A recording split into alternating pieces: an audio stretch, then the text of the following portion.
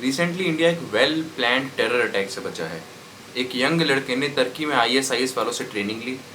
तुर्की में training complete होने के बाद आईएसआईएस वालों ने सोचा कि इस लड़के को अब हम भेजेंगे रशिया और रशिया से भेजेंगे इंडिया, क्योंकि अगर डायरेक्ट तुर्की से इंडिया भेजते तो चेकिंग हार्ड होती, क्योंकि तुर्की अभी भी एफएटीएफ की ग्रे लिस्ट में है और रशिया से जो लोग इंडिया में आते हैं उनके ऊपर उतनी हार्ड चेकिंग नहीं होती, क्योंकि रशिया एक फ्रेंडली कंट्री है इंडिया के लिए। इस यंग लड़के का नाम है अज़ामोव मशाहोंद, बड़ा ही अजीब नाम है। इस लड़के का एम था कि ये इंडिया में आके इंडिया के रूलिंग सर्कल के एक ऐसे रिप्रेजेंटेटिव को मारना जिसने प्रॉफिट मोहम्मद की इंसल्ट की थी। ऑब्वियसली यहाँ नुपुर शर्मा की बात हो रही है। नुपुर शर्मा वही हैं जो एक मंथ पहले बहुत न्यूज़ में थी। मुस्लिम कम्युनिटी के अकॉर्डिंग उन्होंने प्रॉफिट मोहम्मद की इंसल्ट करी थी। आप लोगों को पता होगा कि ये न्यूज़ वर्ल्ड वाइड फैली थी और वर्ल्ड वाइड फैलने की वजह से जितने भी मुस्लिम नेशन थे वो इंडिया के ऊपर प्रेशर लगाने लगे थे, जिसकी वजह से बीजेपी पार्टी को नुपुर शर्मा को अपने पार्टी से सस्पेंड करना पड़ा था।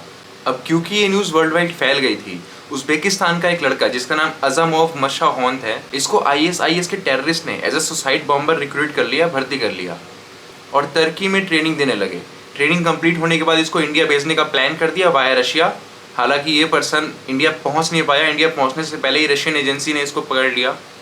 अब आईएसआईएस क्या है, मतलब इतना तो आप सबको पता होगा कि आईएसआईएस एक टेररिस्ट ग्रुप है, लेकिन इसके बारे में डिटेल में मैं एक सेपरेटली वीडियो में बता दूंगा। वो वीडियो मैं संडे को डाल दूंगा। अब से हर संडे हम रैंडम टॉपिक्स पे बात कर रहे होंगे। मैं एक सीरीज़ स्टार्ट कर रहा हूँ जिसमें मैं हर संडे रैंडम टॉपिक्स पे वीडियो डालता रहूँगा। इसकी मैं सेपरेटली प्लेलिस्ट भी बना दूंगा संडे वार्ता के नाम से। संडे वार्ता इसलिए क्योंकि हर संडे को वार्तालाप होगी एक तरह से। आपको जो भी पूछना होगा आप मेरे से पूछ सकते हैं कमेंट सेक्शन के थ्रू या फिर इंस्टाग्राम के थ्रू। आप में से मैक्सिमम तो सरप्राइज होंगे कि टेररिस्ट तुर्की में। हमने तो बस टेररिस्ट का सुना था कि पाकिस्तान से आते हैं, अफगानिस्तान से आते हैं, मैक्सिमम सीरिया में टेररिस्ट फैले हुए हैं, तुर्की में टेररिस्ट। देखो, तुर्की में गवर्नमेंट की लापरवाही की वजह से तुर्की में टेरर फंडिंग और मनी लॉन्ड्रिंग बढ़ने लगा है और इसी टेरर फंडिंग और मनी लॉन्ड्रिंग के बढ़ने की वजह से तुर्की को अक्टूबर 2021 में एफएटीएफ की ग्रे लिस्ट में डाल दिया गया था। अब एफएटीएफ क्या है, जिसे नहीं पता, वॉच माई दिस वीडियो। सो देखा जाए तो तुर्की से इंडिया के रिलेशन बहुत ही ज़्यादा खराब होने लगे हैं। तुर्की पाकिस्तान को कश्मीर के मामले में भी सपोर्ट करता है और तुर्की इंडिया से परेशान भी है, क्योंकि इंडिया अपने डिफेंस इक्विपमेंट की वजह से, मिलिट्री इक्विपमेंट की वजह से तुर्की के डिफेंस एक्सपोर्ट को पीछे ढकेलते जा रहा है। जैसे तुर्की इंडिया के अगेंस्ट इतने सारे स्टेप लेता है, जैसे पाकिस्तान को सपोर्ट करना in matter of Kashmir, India को भी कुछ ना कुछ करना चाहिए तुर्की के against. So the question is what India can do to punish तुर्की। तो देखो, तुर्की एक ऐसा कंट्री है जिसकी कंट्री के इकोनॉमिक शेयर में, इकोनॉमिक परसेंटेज में टूरिज्म एक बहुत ही बड़ा फैक्टर है। तुर्की एक ऐसा कंट्री है जिसकी इकोनॉमी का ह्यूज परसेंटेज टूरिज्म पर डिपेंडेंट है। तुर्की में ऑलमोस्ट 22 लाख लोगों को एम्प्लॉयमेंट मिलती है टूरिज्म से और तुर्की में हर साल लाखों की संख्या में जाते हैं इंडियंस घूमने।